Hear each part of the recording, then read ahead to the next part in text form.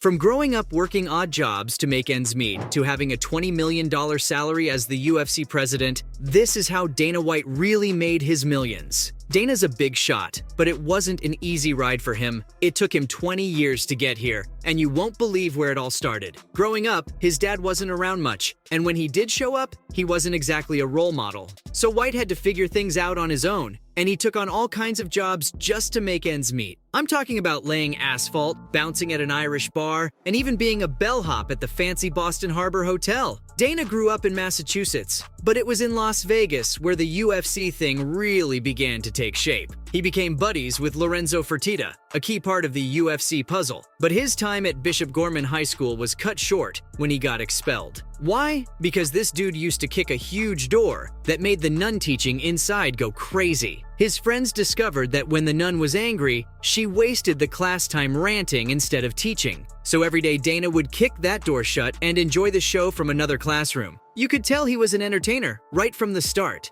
Dana's life took a huge turn when he was just 19. Picture this, he's standing in the hotel lobby where he works as a bellman and suddenly he has an epiphany. He asks himself, what the hell am I doing here? And you know what? He walks right out that front door, leaving the doorman in shock, and that's when it really began. The dude had a plan, and he went through with it like a boss. He started off by working for free with this badass boxer, Peter Welch. Dana soaked up all the knowledge about the fight game like a sponge and learned the ins and outs of being not only a trainer, but also a cornerman, promoter, and manager. The man did it all. Then he used that to kickstart his own gig. He started training regular folks in boxing exercise classes, and it took off like crazy. People were lining up to get a taste of his training skills, and the money started flowing. But just when things were looking up, things took a nasty turn for Dana. A mafia gang called Winter Hill, led by their boss Whitey Bulger, showed up at Dana's boxing class. These guys were really intimidating and demanded $2,000 from him. And one of their dudes, Kevin Weeks, aka Whitey's right-hand man, threw some serious threats Dana's way.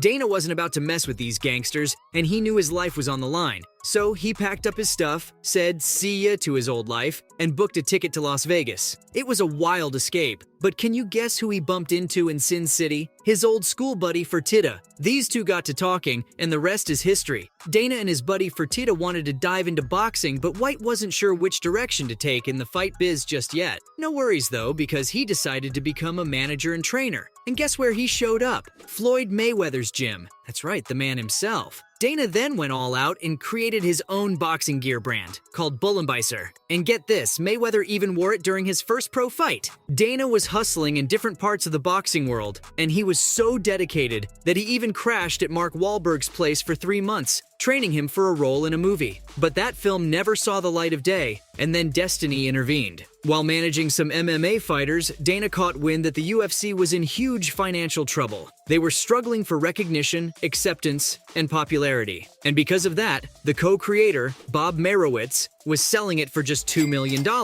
So Dana saw an opportunity, and he took it. He called up his buddies, the Fertitta brothers, and pitched them the idea. He was like, yo, UFC could be huge. We gotta buy this thing. And in January 2001, they formed this company called Zuffa, LLC, and bought the UFC, just like that. And guess what? Dana became the big boss as the president. But it wasn't all sunshine and rainbows for the man. White spent a ton of time jet-setting across the country, talking to big shots in places like New York, Nevada, and California, and had to convince them that mixed martial arts wasn't some crazy human bear baiting thing, like John McCain once said. He wanted them to see the potential in this sport, but before that, they had to set some ground rules too. Dana was all over the place, trying to chip away at the media and get them to take the UFC seriously. It wasn't easy, and people turned up their noses at this so-called cage fighting. But others slowly started attending the fights, and they were hooked. But here's the kicker. The dream almost died because the Fertittas had pumped $40 million into the UFC, and they were seeing zero in return.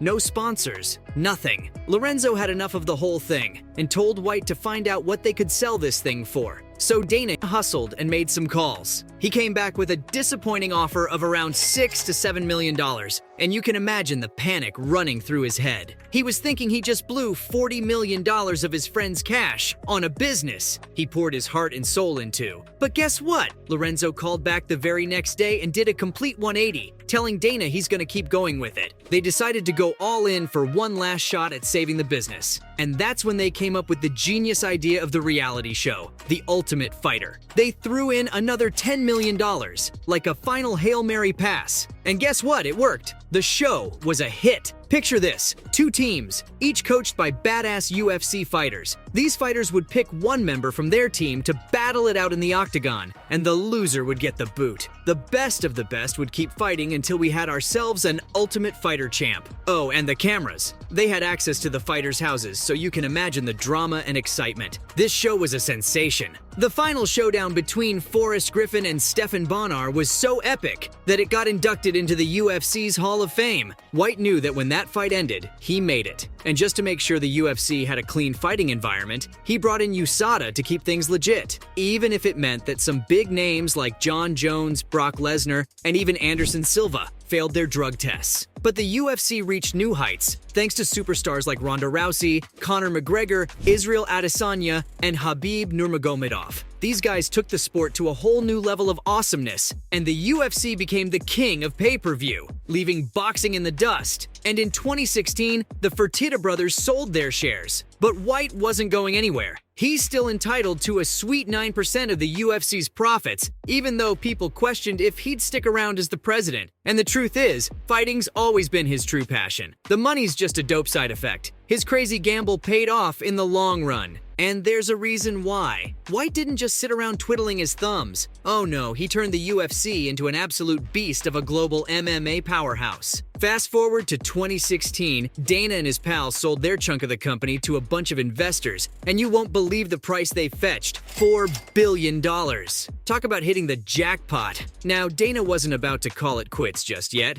Nope, he scored himself a fresh slice of the business and even inked a sweet 7-year deal as the UFC president until 2026. And that's not all. Thanks to his gig as the head honcho, White rakes in a $20 million salary every year. No wonder his net worth is $500 million now. And the UFC itself, it's become one of the biggest sports commissions on the planet. In 2021, it raked in over $1 billion in gross revenue. But wait, White isn't just okay with being a big shot in the fighting world. He splurges on luxury cars, real estate, fancy art, and all sorts of collectibles. Talk about living the high life. And if that wasn't enough, this dude loves to spice things up in his spare time. He's been part of some crazy high-profile fights, like the epic Floyd Mayweather Jr. versus Conor McGregor boxing match in 2017. Oh, and let's not forget, he's also a bit of a risk-taker when it comes to gambling. He's all about that adrenaline rush and into high-stakes blackjack and sports betting. Legend has it that back in 2007, he even threw down a cool $1 million on Jermaine Taylor to beat Kelly Pavlik. Now that's what I call playing with fire. So from having a $20 million salary as the UFC president to growing up working odd jobs to make ends meet, that was how Dana White really made his millions.